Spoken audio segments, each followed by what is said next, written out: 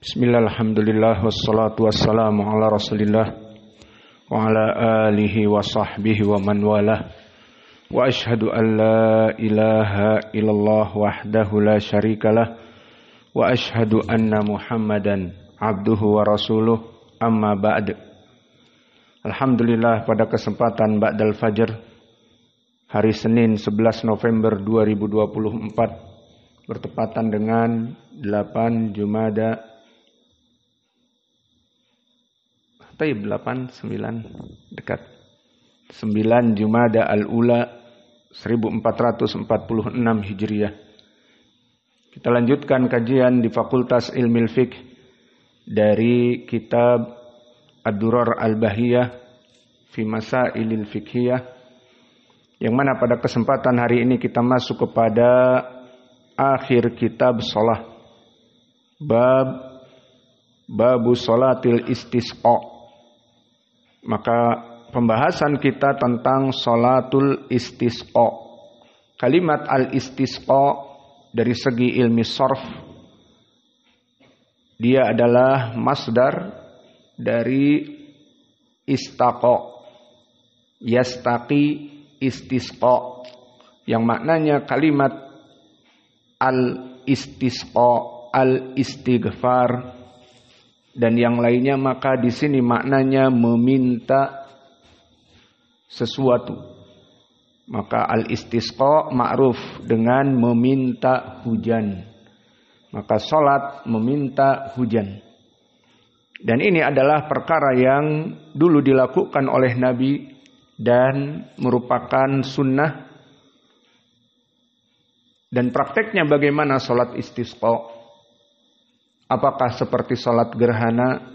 Jawabnya tidak. Salatul istisqa prakteknya persis seperti salat Idul Adha dan Idul Fitr, salatul Idain. Maka dia ada 2 rakaah dan takbirat yang pertama 7 dan takbirat di rakaah yang kedua 5, seperti itu. Kemudian dilaksanakan khutbah. Maka ini seperti salat al-Id. Maka itu gambarannya, karena Asy-Syaikh di sini tidak menyebutkan bagaimana prakteknya. Tusannu indal jadbi raq'atan. Maka dia itu dilaksanakan di saat terjadi kemarau yang panjang, dilaksanakan dengan 2 rakaat. Ba'dahuma khutbah. Dan setelah 2 rakaat melaksanakan khutbah. Berarti sama apa tidak dengan salat Id? Sama apa tidak dengan salat Jum'ah? Salat Jum'ah, maka di sini didahulukan khutbah kalau salat Jum'ah. Setelah khutbah baru salat 2 rakaat. Adapun salat al-istisqa, setelahnya baru khutbah. Tatadammanu adzikru wa targhibu fi ta'ah wa zajri anil ma'siyah. Yang mana isi dari khutbah tersebut berhubungan dengan mengajak ketaatan kepada Allah dan untuk bertaubat dari dosa-dosa yang diperbuat. Maka tentang permasalahan ini telah datang hadis, yang mana hadis ini dikeluarkan oleh Imam Abi Dawud dari sahabat Aisyah, di mana beliau mengatakan, syakan nasu ila Rasulillah sallallahu alaihi wa ala alihi wasallam quhutul matar fa amara bimimbar fawudi alahu fil musalla. Maka datang manusia kaum muslimin yang mana mereka dalam keadaan kekeringan, kemarau yang panjang. Kemudian Nabi memerintahkan untuk mendatangkan mimbar. Fawudi afil musalla. Maka kalimat al-musalla awas, jangan difahami seperti di Sumatera dan yang lainnya bahwa makna al-musalla adalah masjid yang kecil atau antum menyebutnya surau yang mana tidak ada khutbah Jumat, hanya dipergunakan untuk sholat berjamaah saja. Bukan itu makna al-musalla. Makna al-musalla adalah lapangan. Maka setiap tempat yang dipergunakan untuk sholat id dan sholat Idul Adha dan Idul Fitr dinamakan al-musalla, maknanya lapangan, bukan masjid kecil. Wa wa'adan nas yauman yakhrujuna fihi. Maka diundang manusia untuk datang ke musalla tersebut. Setelah direncanakan kapan sholat id. Kapan sholat al-istisqa. Karena dia tidak seperti sholat id. Semua orang mengetahuinya. Setelah Ramadan 30 hari atau 29 hari, besok id. Diumumkan oleh pemerintah misalnya. Atau Idul Adha. Adapun di sini tidak diketahui kapan kecuali diumumkan. Maka diumumkan sholat istisqa. Qalat Aisyah, fa kharaja Rasulullah sallallahu alaihi wasallam hina bada hajibus syams faqa'ada 'alal mimbar fakabbara wa hamidallah azza wajal summa qala innakum syaqautum jadba diyarikum wasta'kharal matar.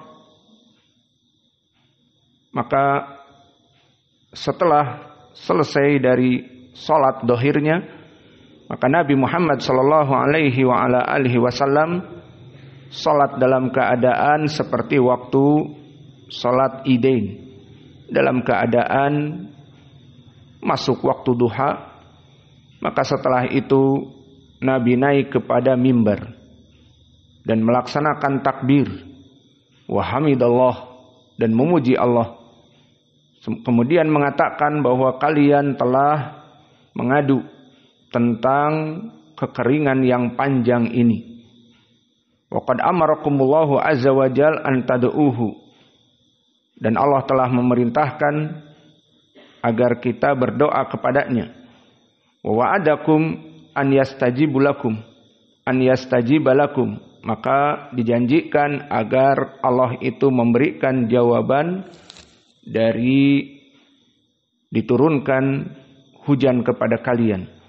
Qala alhamdulillahi rabbil alamin arrahmanir rahim maliki yaumiddin la ilaha illallah yaf'alu ma yurid Allahumma anta Allah la ilaha illa anta al-ghani wa nahnul fuqara anzil alaina al-ghaitha waj'al ma unzilat lana quwwah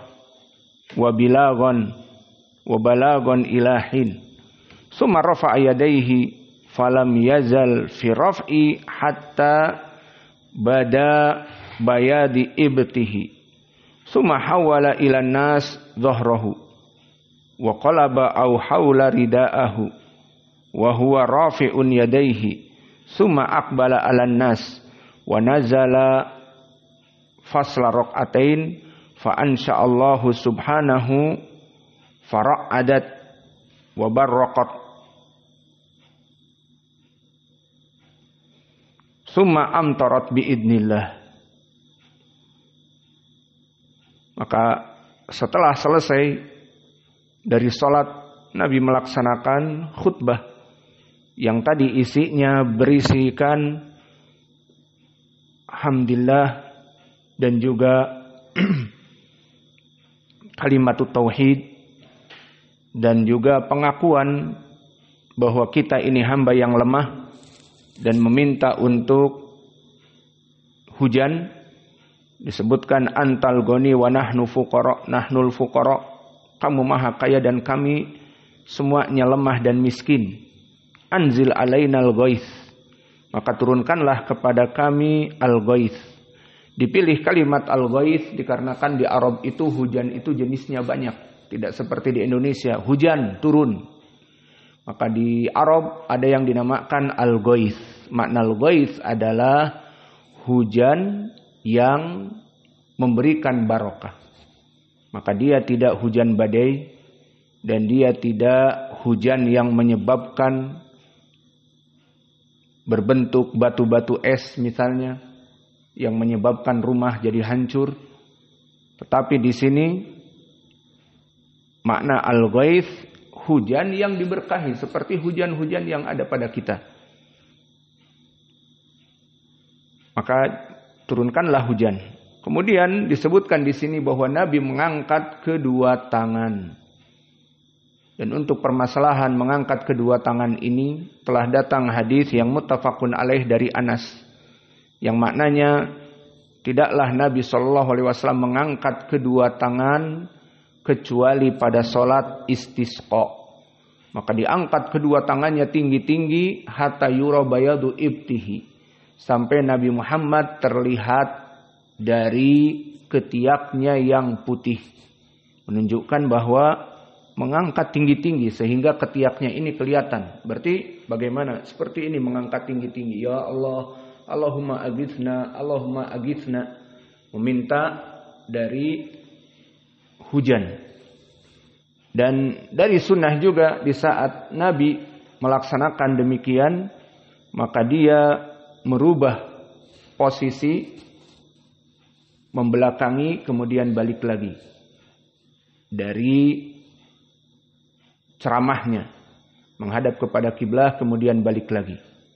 Dan selain itu juga Nabi membalikkan pakaiannya.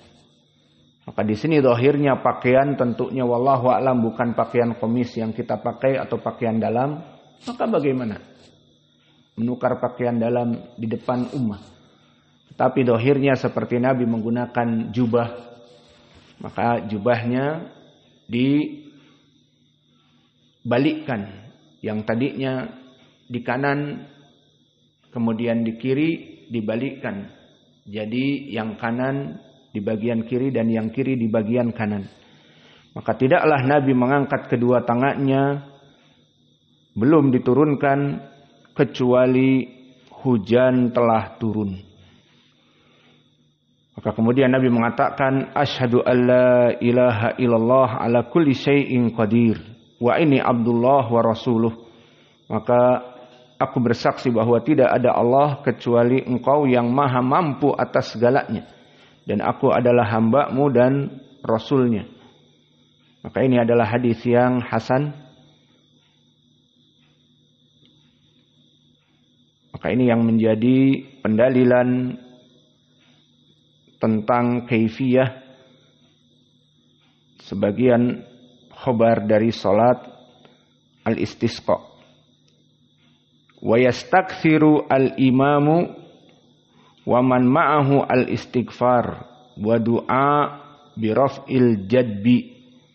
Maka diperbanyak oleh imam doa dan istighfar dengan mengangkat kedua tangan. Maka ini hadisnya muttafaqun alaih seperti kami sebutkan. Farafa'a Rasulullah sallallahu alaihi wasallam yadayhi. Tsumma qala Allahumma aghithna. Allahumma aghithna. Allahumma aghithna. Maka Nabi mengangkat kedua tangan dengan tinggi sampai terlihat dari ketiaknya yang putih dan mengatakan 3 kali Allahumma wahai Allah aghithna. Berikanlah, turunkanlah hujan kepada kami. Dan tadi kami sebutkan kalimat ghaits, hujan yang diberkahi. Adapun kalimat matar, seperti banyak di Al-Quran tentang kisah Lut, wa amtorna alaihim, wa amtorna. Maka kalimat matar itu bersifat mutlak. Bahkan kebanyakan buruk di Al-Quran. Seperti kaum Lut yang dihujani. Disebutkan wa amtorna. Namun makna al-ghaits maknanya dipilih kalimat ghaits adalah hujan yang diberkahi, bukan hujan dari azab. Sehingga di lughah Arabiyah makna hujan itu banyak. Makna al-ghaits hujan yang diberkahi seperti hujan yang Allah berikan di negeri ini. Wa yuhawiluna jami'an ardiyatahum. Maka dulu setelah Nabi dalam keadaan mengangkat kedua tangan dan berdoa Allahumma aghithna, Allahumma aghithna, Allahumma aghithna, maka kemudian Nabi membalikkan pakaiannya.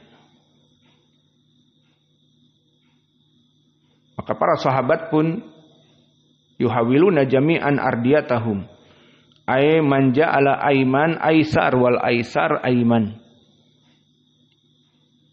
tafa'ulan bitaghyiri syiddah ila khairin wa raja. Maka para sahabat pun di saat Nabi membalikkan dari pakaiannya, maka mereka pun membolak-balikan pakaian mereka yang maknanya bagian yang tadinya di bagian kanan menjadi di bagian kiri. Itu gambarannya. Makna membalikkan di sini. Dan hikmahnya disebutkan oleh para ulama, dan permasalahan hikmah pada hakikatnya tidak begitu penting. Kita mengetahui jika ada di dalam adillah, alhamdulillah, hikmahnya demikian. Jika tidak diberitahu juga tidak apa-apa. Yang penting kita melaksanakan sunnah.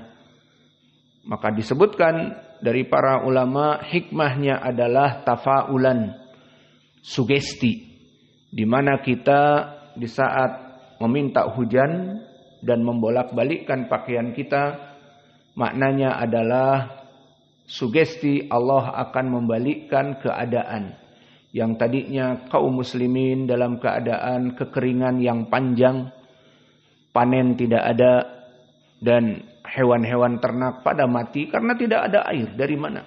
Belum ada yang namanya sumur bor, belum ada yang namanya sumur artesis, apalagi air pam di padang pasir. Bukan seperti di negeri kita yang penuh dengan sungai. Maka di sini tafaulan, sugesti dengan membolak-balikkan pakaian, maka di sini diharapkan untuk merubah keadaan dari keadaan kemarau dan dari keadaan yang sangat buruk kepada keadaan yang baik. Itu hikmah yang disebutkan oleh para ulama, dan al-ibrah kita mengikuti sunnah meskipun tidak mengetahui hikmah yang ada. Maka mungkin ini yang bisa kita berikan. Antum semua hafal matan? Silakan tasmi' matan.